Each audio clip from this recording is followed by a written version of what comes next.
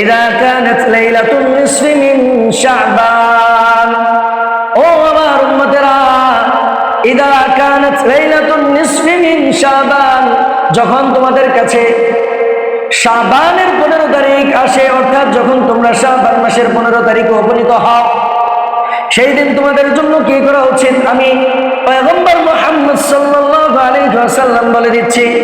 আল্লাহর নবী সাল্লাল্লাহু আলাইহি ওয়াসাল্লাম বলেন, ও আমার উম্মতেরা, ফাকুমু লাইলাহা ওয়া সুমু নাহারাহা। আল্লাহু আকবার।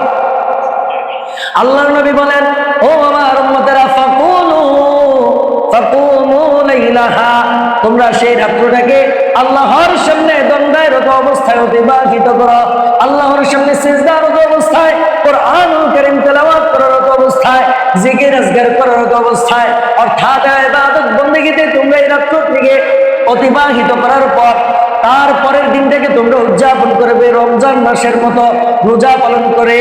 সুবহানাল্লাহ।